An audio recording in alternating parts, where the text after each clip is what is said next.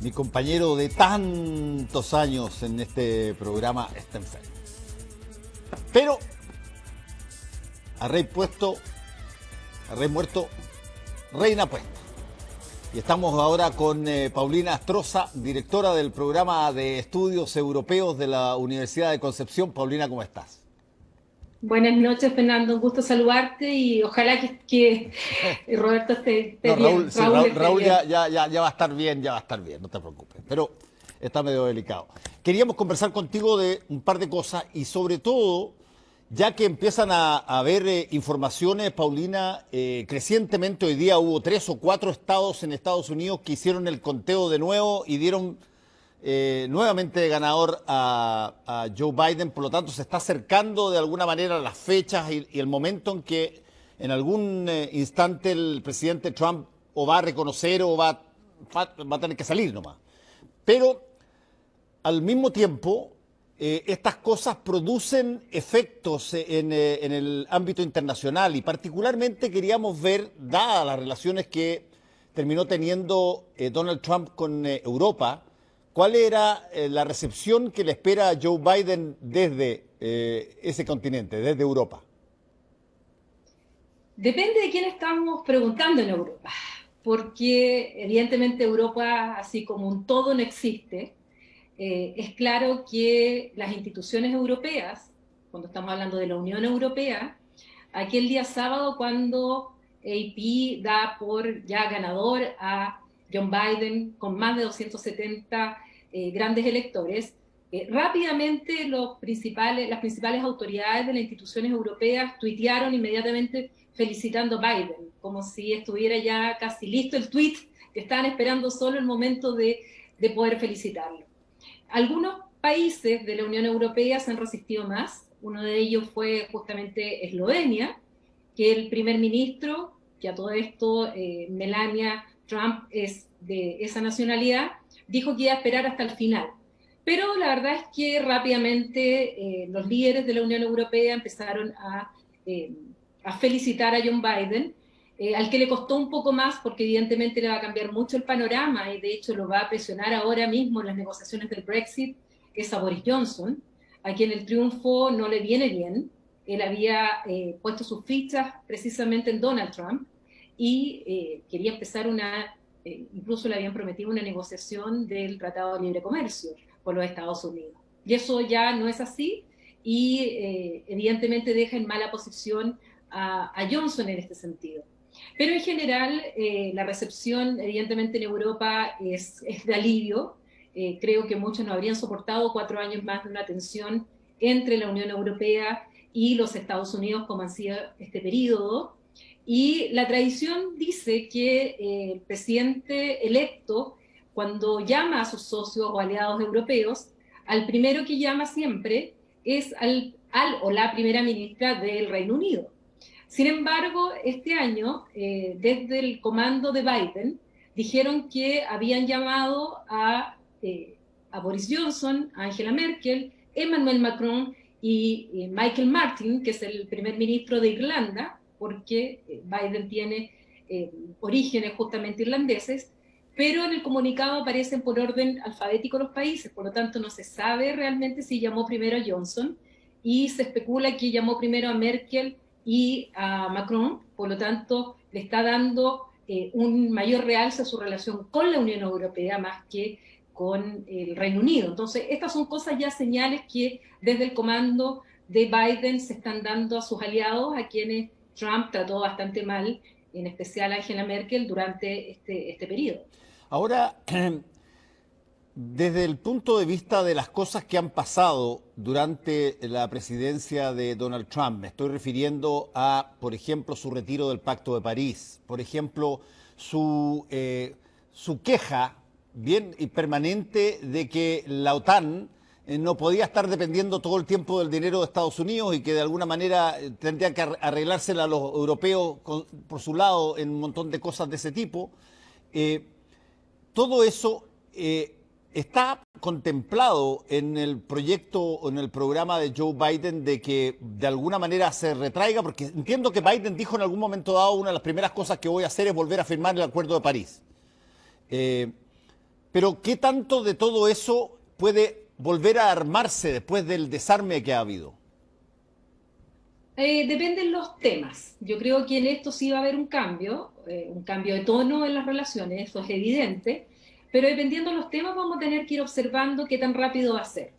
Lo del cambio, lo del Acuerdo de París, eso estaba ya en el programa de John Biden y acá lo acaba de reafirmar, ha dicho que una de sus primeras medidas, en sus primeros 100 días, y creo que dijo que la primera, va a ser justamente volver al Acuerdo de París, al cual había sido Trump quien se había retirado, y cuyos efectos jurídicos recién partieron el 4 de noviembre, al día siguiente de las elecciones, porque el retiro tenía una cláusula de retiro, que jurídicamente recién Estados Unidos dejó de ser parte el 4 de noviembre. Entonces ese mismo día Biden dice, bueno, mi primera medida va a ser volver al Acuerdo de París. Y ahí va a tener una coincidencia con los europeos, quienes han sido uno de los grandes impulsores, no solamente del Acuerdo de París, sino que en general de las medidas sobre el cambio climático. En cuanto a la OTAN, ojo, porque fue Obama quien en el 2014 logra un acuerdo con los europeos, porque Estados Unidos hace tiempo que venía diciéndoles a los europeos que debían cumplir e invertir más en defensa para cumplir con las metas que se establecen en la OTAN. Porque en realidad en la OTAN, salvo 5 países europeos, el resto realmente no gasta lo que el acuerdo al que llegaron con Obama, porque Obama ya había empezado a insistir en que los europeos tenían que invertir más, es el 2% del Producto Interno Bruto de cada uno de los países.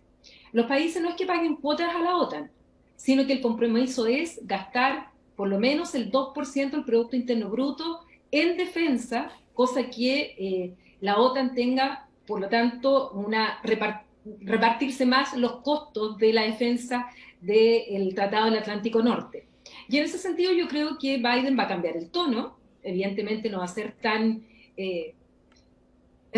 torpe como lo fue Donald Trump, pero yo creo que va a seguir insistiendo en que la OTAN, bueno, en primer lugar no está obsoleta, como lo dijo Trump en un momento que después tuvo que volverse en sus palabras, pero sí va a seguir insistiendo en que los europeos tienen que invertir más de lo que están haciendo porque el mayor gasto se lo lleva a Estados Unidos y eso es evidente. Así es que eso ya venía de la época de Obama. Y lo otro que hay que observar con atención es lo del acuerdo de Irán. Sí, sigue nomás. El acuerdo de Irán, dijiste, ¿no? Sí, es que eso hay que observarlo con mucha atención. Recordemos que este es un acuerdo al cual llegaron los 5 países que forman parte del Consejo de Seguridad como miembros permanentes, más Alemania, y la Unión Europea apoyó este acuerdo y fue Estados Unidos con Trump quien se sale del acuerdo. Los europeos han seguido insistiendo, pero yo creo que aquí va a haber que esperar un poco más. No creo que sea tan rápido el que Estados Unidos vuelva a ese acuerdo. Va a ver primero, bueno, cuáles son las condiciones en Irán, porque en Irán también ha habido cambios, y eso yo creo que hay que observarlo un poco más. Paulina, respecto a América Latina, ¿hay algo en particular que haya planteado Joe Biden en términos de un potencial gobierno suyo y que tenga por lo menos una relevancia mayor a lo que ha sido hasta ahora la relación de los países latinoamericanos con Estados Unidos? Hay un tema súper interesante que ocurrió hace poco, que es la elección del presidente del Banco Interamericano de Desarrollo. Sí. El Banco Interamericano de Desarrollo es nuestra mayor fuente de financiamiento de los países de América Latina. Es decir, la mayor cantidad de préstamos que nosotros pedimos no es al Fondo Monetario Internacional ni al Banco Mundial, es al Banco Interamericano de Desarrollo. Y desde sus orígenes, hace más de 60 años, siempre la presidencia fue de un latinoamericano y la vicepresidencia de un estadounidense.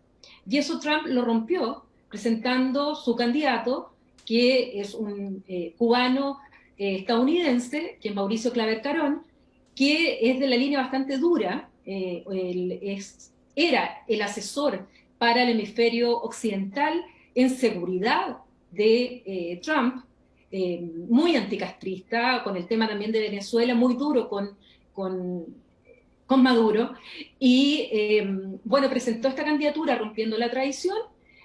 Le pidieron los demócratas que retirara esa candidatura y que esperara las elecciones del 3 de noviembre para que el nuevo presidente tomara la decisión. Bueno, no fue así y gracias también, hay que decirlo, al voto de los latinoamericanos, en el cual esta vez Chile sí estuvo en la buena postura y nosotros no votamos por Mauricio Claver Carón.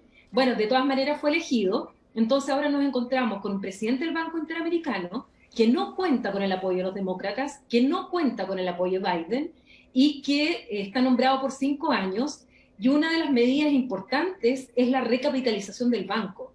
Y los demócratas dijeron que no van a aportar a la recapitalización mientras esté Claver Carón en ese puesto. Entonces, vamos a ver qué es lo que pasa, cómo va a estar ese gallito entre Washington y la Casa Blanca y Claver Carón, si es que va a soportar mantenerse en el cargo o si sencillamente se va a ver presionado para dejarlo, cosa que vuelva a la presidencia a un latinoamericano y la vicepresidencia a un estadounidense. Y la política que pensaba como la tenía Claver Carón estaba más basado en estos créditos, pensando en lo que es seguridad, más que en desarrollo de los países, superación de la pobreza. Y ese tema es fundamental, sobre todo para los países de América Latina, con el impacto que está teniendo la COVID en nuestros países.